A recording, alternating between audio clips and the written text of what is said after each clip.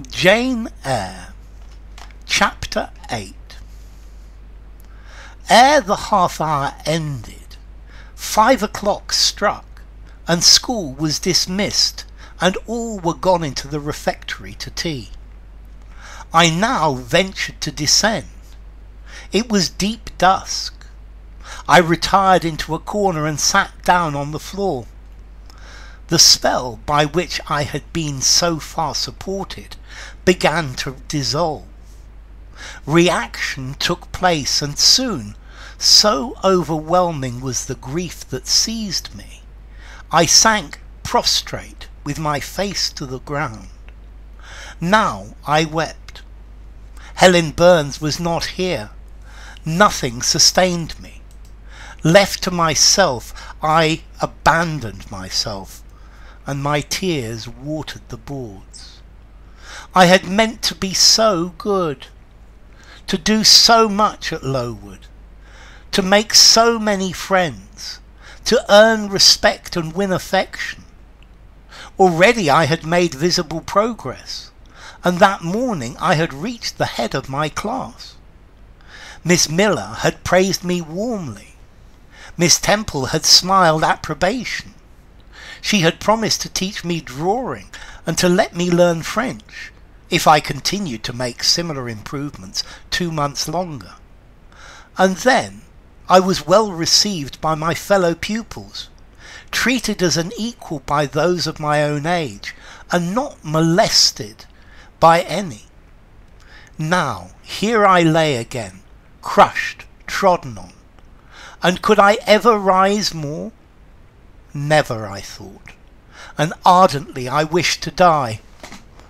While sobbing out this wish in broken accents, someone approached. I started up. Again Helen Burns was near me. The fading fires just showed her, coming up the long vacant room. She brought my coffee and bread. "Come, eat something," she said, and I put both away from me, feeling as if a drop or a crumb would have choked me in my present condition. Helen regarded me, probably with surprise. I could not now abate my agitation, though I tried hard. I continued to weep aloud. She sat down on the ground near me, embraced her knees with her arms, and rested her head upon them. In that attitude she remained as silent as an Indian. I was the first who spoke. "Helen, why do you stay with a girl whom everybody believes to be a liar?" "Everybody, Jane? Why, there are only 80 people who have heard you called so, and the world contains hundreds of millions." "But what have I to do with millions? The 80 I know despise me." "Jane, you're mistaken. Probably not one in the school either despises or dislikes you. Many, I'm sure, pity you. Much. How can they pity me after what Mr. Brocklehurst has said?" "Mr. Brocklehurst is not a god, nor is he even a great and admired man. He's little liked here. He never took steps to make himself liked. Had he treated you as an especial favourite, you would have found enemies, declared or covered, all around you. As it is, the greater number would offer you sympathy, if they dared. Teachers and pupils may look coldly on you for a day or two, but friendly feelings are concealed in their hearts, and if you persevere in doing well, these feelings will ere long appear so much the more evidently for their temporary suppression. Besides, Jane," she paused. "Well, Helen," said I, putting my hand into hers. She chafed my fingers gently to warm them, and went on. "If all the world hated you and believed you wicked, while your own conscience approved you and absolved you from guilt, you would not be without friends. No, I know I should think well of myself, but that is not enough if others don't love me. I would rather die than live. I cannot bear to be solitary and hated, Helen. Look here. To gain some real affection from you, or Miss Temple, or any other whom I truly love, I would willingly submit to have the bone of my arm broken, or to let a bull toss me, or to stand behind a kicking horse and let it dash its hoof against my chest. Hush, Jane. You think too much of the love of human beings. You are too impulsive, too vehement. The sovereign hand that created your frame and put life into you has provided you with other resources than your feeble self, or than creatures as feeble as you. Besides this earth, and besides the race of men, there is an invisible world and a kingdom of spirits. That world is round us, for it is everywhere, and those spirits watch us, for they are commissioned to guard us.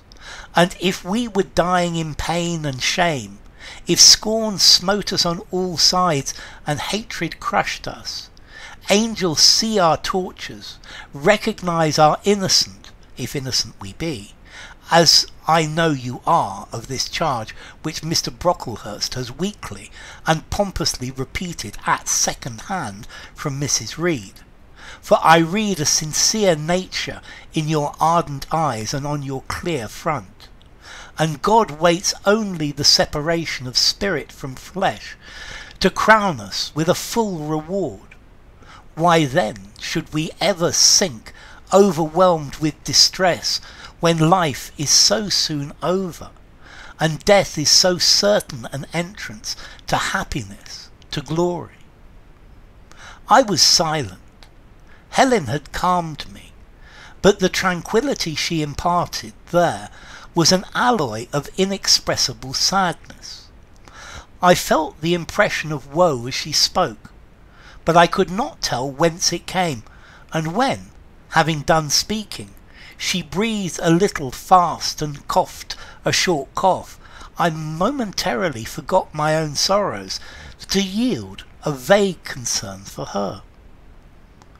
Resting my head on Helen's shoulder, I put my arms round her waist. She drew me to her, and we reposed in silence. We had not sat long thus when another person came in. Some heavy clouds swept from the sky by a rising wind had left the moon bare, and her light streaming through a window near shone full both on us and on the approaching figure, which we at once recognised as Miss Temple. I came on purpose to find you, Jane Eyre," she said. "I want you in my room, and as Helen Burns is with you, she may come too." We went, following the superintendent's guidance. We had to thread some intricate passages and mount a staircase before we reached her apartment. It contained a good fire and looked cheerful.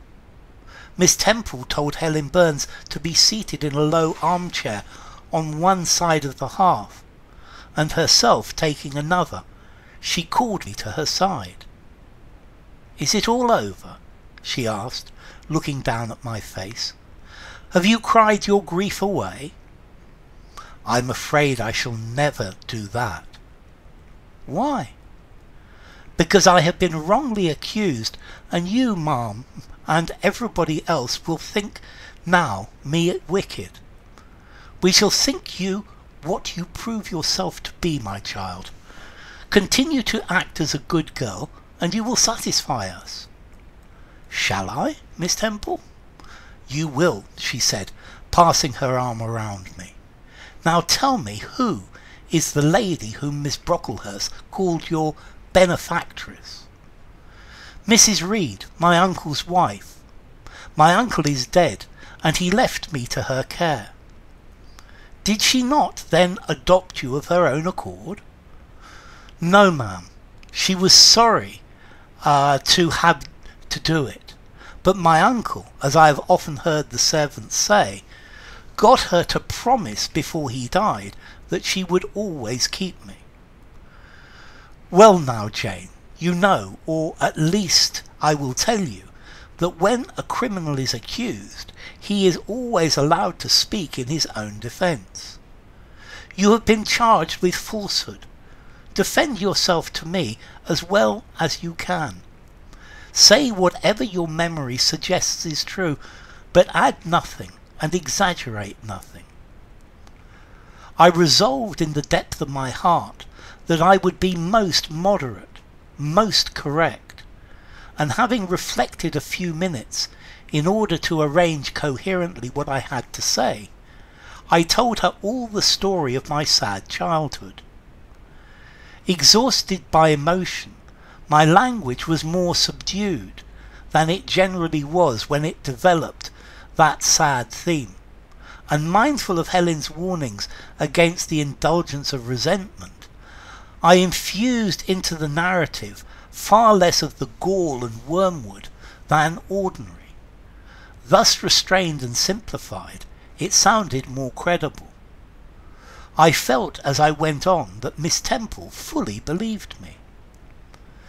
In the course of the tale I had mentioned Mr. Lloyd as having come to see me after the fit, for I never forgot the, to me, frightful episode of the Red Room, in detailing which my excitement was sure, in some degree, to break bounds, for nothing could soften in my recollection the spasm of agony which clutched my heart when Mrs. Reed spurned my wild supplication for pardon, and locked me a second time in the dark and haunted chamber. I had finished. Miss Temple regarded me a few minutes in silence, then she said, "I know something of Mr. Lloyd. I shall write to him. If his reply agrees with your statement, you shall be publicly cleared from every imputation. To me, Jane, you are clear now." She kissed me, and keeping me at her side, where I was well contented to stand, for I derived a child's pleasure from the contemplation of her face, her dress, her one or two ornaments, her white forehead, her clustered and shining curls, and beaming dark eyes, she proceeded to address Helen Burns. "How are you tonight, Helen? Have you coughed much today?" "Not quite so much, I think, ma'am." "And the pain in your chest?" "It is a little better." Miss Temple got up, took her hand and examined her pulse. Then she returned to her own seat. As she resumed it, I heard her sigh low. She was pensive a few minutes. Then, rousing herself, she said cheerfully, "But you two are my visitors tonight. I must treat you as such." She rang her bell. "Barbara," she said to the servant who answered it, "I have not yet had tea. Bring the tray and place cups for these two young ladies." And a tray was soon brought.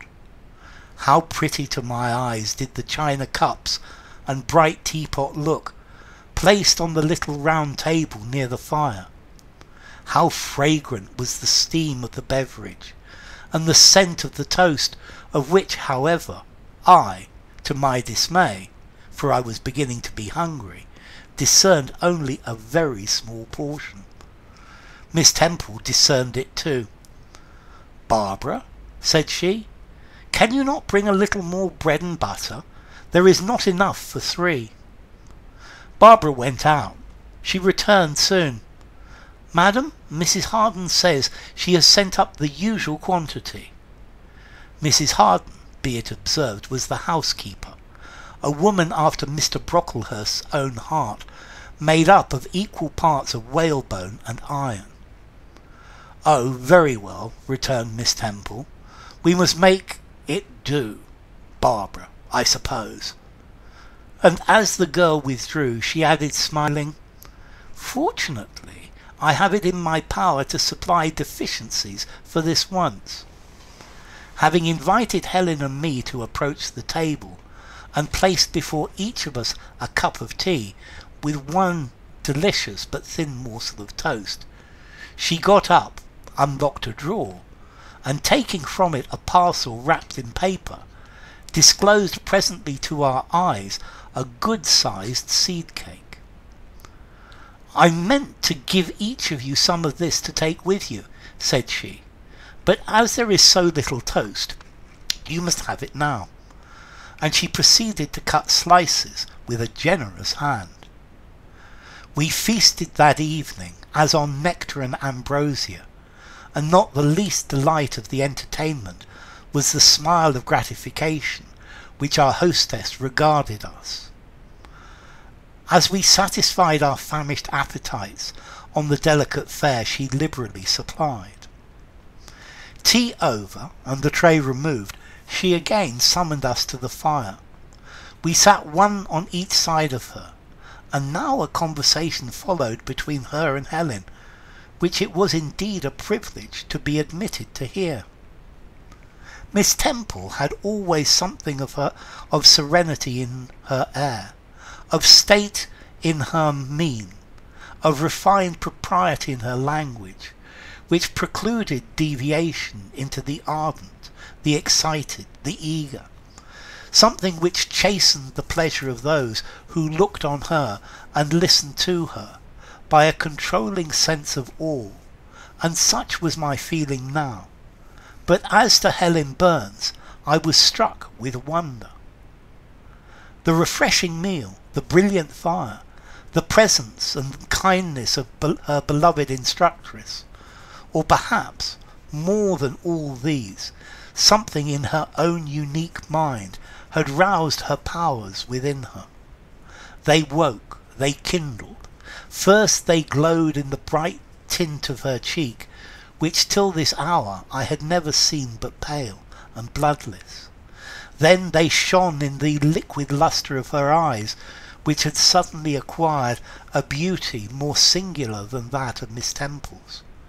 A beauty neither of fine colour, nor long eyelash, nor pencilled brow, but of meaning, of movement, of radiance.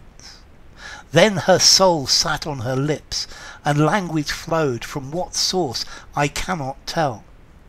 Has a girl of 14 a heart large enough, vigorous enough, to hold the swelling spring of pure, fervent eloquence? Such was the characteristic of Helen's discourse on that, to me, as memorable evening. Her spirit seemed hastening to live within a very brief span as much as many live during a protracted existence. They conversed of things I had never heard of nations and times past, of countries far away, of secrets, of nature discovered or guessed at. They spoke of books, how many they had read, what stores of knowledge they possessed. They seemed so familiar with French names and French authors, but my amazement reached its climax when Miss Temple asked Helen if she sometimes snatched a moment to recall the Latin her father had taught her, and taking a book from a shelf, bade her read and construe a page of Virgil, and Helen obeyed, my organ of veneration expanding at every sounding line. She had scarcely finished ere the bell announced bedtime. No delay could be admitted. Miss Temple embraced us both, saying as she drew us to her heart, "God bless you, my children." Helen she held a little longer than me. She let her go more reluctantly. It was Helen her eye followed to the door. It was for her she seemed a second time, breathed a sad sigh. For her she wiped a tear from her cheek. On reaching the bedroom we heard the voice of Miss Scatcherd. She was examining the drawers. She had just pulled out Helen Burns's, and when we entered, Helen was greeted with a sharp reprimand and told that tomorrow she should have half a dozen untidily folded articles pinned to her shoulder. "My things were indeed in shameful disorder," murmured Helen to me in a low voice. "I intended to have arranged them, but I forgot. Next morning, Miss Scatcherd wrote in conspicuous characters on a piece of pasteboard the word slattern, and bound it like a phylactery round Helen's large, mild, intelligent, and benign-looking forehead. She wore it till evening, patient, unresentful, regarding it as a deserved punishment. The moment Miss Scatcherd withdrew after afternoon school, I ran to Helen, tore it off, and thrust it into the fire. The fury of which she was incapable had been burning in my soul all day, and tears, hot and large, had continually been scalding my cheek, for the spectacle of her sad resignation gave me an intolerable pain at the heart. About a week subsequently to the incidents above narrated, Miss Temple, who had written to Mr. Lloyd, received his answer. It appeared that what he said went to corroborate my account. Miss Temple, having assembled the whole school, announced that inquiry had been made into the charges alleged against Jane Eyre, and that she was most happy to be able to pronounce her completely cleared from every imputation. The teachers then shook hands with me and kissed me, and a murmur of pleasure ran through the ranks of my companions. Thus relieved of a grievous load, I from that hour set to work afresh, resolved to pioneer my way through every difficulty. I toiled hard, and my success was proportionate to my efforts. My memory, not naturally tenacious, improved with practice. Exercise sharpened my wits. In a few weeks I was promoted to a higher class. In less than 2 months I was allowed to commence French and drawing. I learned the first 2 tenses of the verb être, and sketched my first cottage, whose walls, by the by, outrivaled in slope those of the Leaning Tower of Pisa, on the same day. That night, on going to bed, I forgot to prepare in imagination the Barmecide supper of hot roast potatoes, or white bread and new milk, with which I was wont to amuse my inward cravings. I feasted instead on the spectacle of ideal drawings, which I saw in the dark, all the work of my own hands, freely pencilled houses and trees, picturesque rocks and ruins, cooked-like groups of cattle, sweet paintings of butterflies hovering over unblown roses, of birds picking at ripe cherries, of wrens' nests enclosing pearl-like eggs wreathed about with young ivy sprays. I examined too in thought the possibility of my ever being able to translate currently a certain little French story which Madame Pirot had that day shown me. Nor was that problem solved to my satisfaction ere I fell sweetly asleep. Well, has Solomon said, "Better is a dinner of herbs where love is, than a stalled ox and hatred therewith"? I would not now have exchanged Lowood with all its privations for Gateshead and its daily luxury.